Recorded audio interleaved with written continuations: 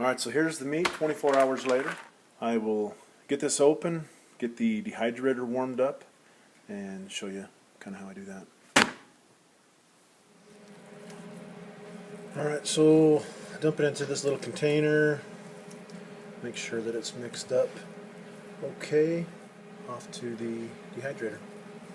So another opportunity to talk about cleanliness when you're dealing with raw meat. You want to make sure that you wash your hands, wash the surface, wash anything that you're going to cook it on or in. I'm now going to lay these out in a nice non-overlapping way, and as soon as we fill this tray, we'll go to the next. I don't know how many trays we'll fill, but we should get 4 or 5 anyway.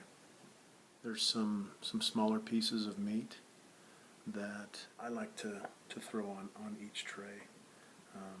These can kind of be the little tester pieces, so that after a couple hours, really there's pieces for my son. But it's also a nice way to check and see how things are dehydrating.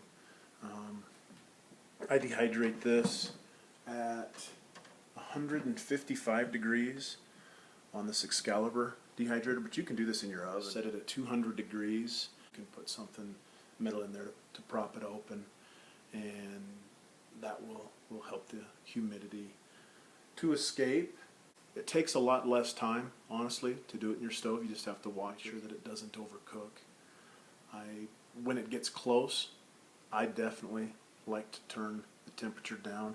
I usually go down to about 135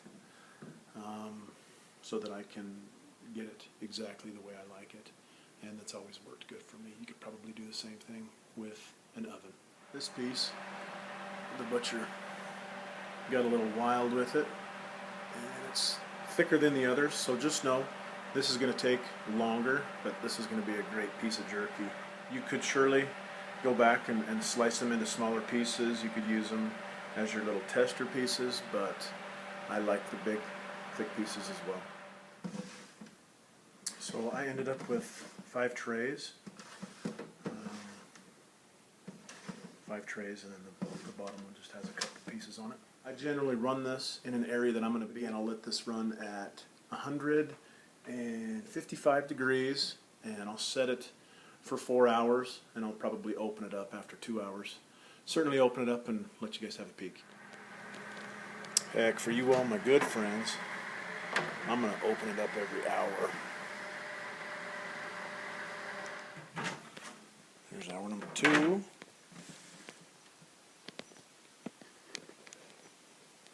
Starting to change a little bit. Hour 3. Still hour 3. Here's those small pieces. Start of hour 4.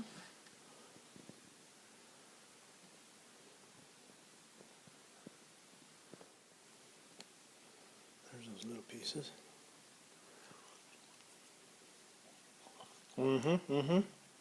Good stuff. Man, it's scrumptious. And the start of hour 5. And how I tell when it's done is that when I bend it and it turns white, there we go. That's done. That's a pretty thin piece. And this one here is thin in the middle. I'm sure it's done there. But the ends are a little wider, so I'll let that go a little longer. That one's pretty good. That one's not quite done. I'm going to turn it down a little bit, like I said, to 135, and I'll go for a couple hours. Alright, hour 6, and most of this looks done.